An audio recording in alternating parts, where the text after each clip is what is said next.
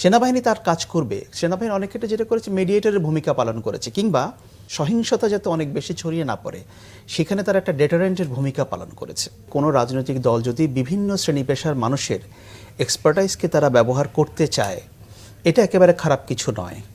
সেখানে সাবেক সেনা কর্মকর্তা থাকতে পারে, আমলারা থাকতে পারে, সাংবাদিকরা থাকতে পারে, আইনজীবীরা তো আছেই, বিভিন্ন সাংস্কৃতিক সেক্টরের লোকজন থাকতে পারে, এগুলো আছে, সব পলিটিক্যাল পার্টিতেই কিন্তু এগুলো আছে। এবং এটা যার যার চয়েস, কারা আসবেন বা কারা আসবেন না।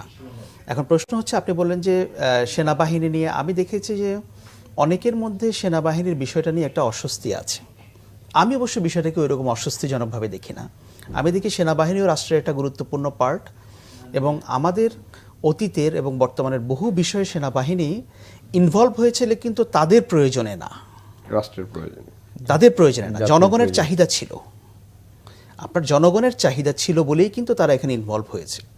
আপনি যদি সেটা বাংলাদেশের ৭৫ থেকে শুরু করে যদি ধরেন একেবারে ২০২৪ পর্যন্ত, একেবারে প্রতিটা ঘটনার ক্ষেত্রে আপনি দেখেন যে যখন দেশের চরম সংকটময় অবস্থা, চরম একটা অস্থিরতার ভিতর দিয়ে যাচ্ছে, সেখানে অনেকে ভাবতেন যে সেনাবাহিনীর একটা রোল প্লে করা উচিত।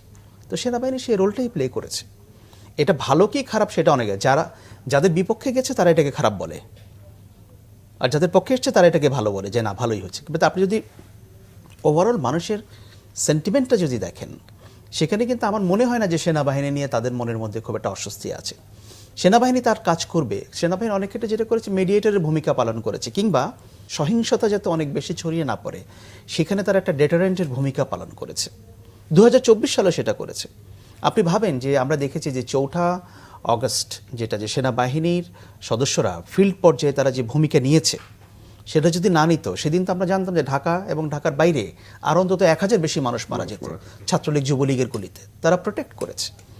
সুতরাং আমি মনে করি যে হ্যাঁ, প্রত্যেকটা প্রতিষ্ঠান তারা পেশাগতভাবে থাকবে, তাদের পেশাগত যে ইন্টেগ্রিটি, আপনি যতক্ষণ পর্যন্ত একটা প্রতিষ্ঠানে কাজ করছেন, আপনি সেখানে আপনার প্রফেশনালটা আপনি 100% দেশের জন্য দিবেন। যেমন ধরেন, আমি যতদিন সাংবাদিকতা করতাম, আমি তো সাংবাদিকতাই করতাম। যখন আমি ভেবেছি যে আমি সাংবাদিকতা করব না, আমি অন্য প্রফেশনে আসব, এটা আমার চয়েস, আমি তো সেই প্রফেশনে আর নাই। এবং এই যে সাবেকদের আশা, এটা কিন্তু শুধু বাংলাদেশের না, আপনি যদি আমেরিকার রাজনীতির দিকেও দেখেন, এই যে জাস্ট বিগত বাইডেন প্রশাসনের কি বলে, তার সেখানে অনেক কর্মকর্তা ছিলেন যারা আমেরিকার সামরিক বাহিনীতে তারা ছিলেন। যেমন অস্টিন লয়েড, যিনি প্রতিরক্ষা মন্ত্রী ছিলেন, তিনি কিন্তু মার্কিন সামরিক বাহিনীর একজন ঊর্ধ্বতন কর্মকর্তা ছিলেন, মার্কিন প্রতিরক্ষা মন্ত্রী ছিলেন, সবসময় ছিল এরকম। তো সুতরাং এটা হতে পারে, কিন্তু আমার মনে হয় যে আমরা সমাজের কোনো একটা অংশের প্রতি সন্দিগ্ধ না হয়ে, খুব সন্দেহ না করে, আমরা যদি আমাদের পলিটিক্সটাকে মনে করি যে ভাই আপনি যতক্ষণ চাকরি করবেন ততক্ষণ আপনি 100% দিবেন, অবসরের পরে যে কারো যে কোনো দিকে যাওয়ার একটা অধিকার যে কোনো পেশা সেটা থাকতে পারে। এক্ষেত্রে কিছু কিছু পেশা অবশ্য স্বাধীন, যেমন বিশ্ববিদ্যালয়ের শিক্ষকরা অনেক স্বাধীনতা ভোগ করেন, এটা অনেকে মনে করেন আর কি। হয়তো বাস্তবতা হয়তো ওইরকম না, তাদেরও কিছু লিমিটেশনস আছে, সব প্রফেশনেই আছে।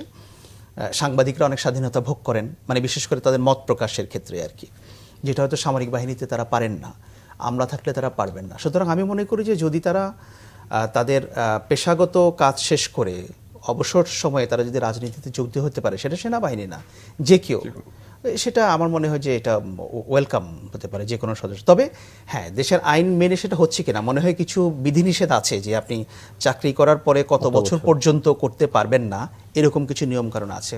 তো সেটা যদি ফুলফিল করে, তাহলে আমার মনে হয় এখানে প্রশ্নের অবকাশ নাই।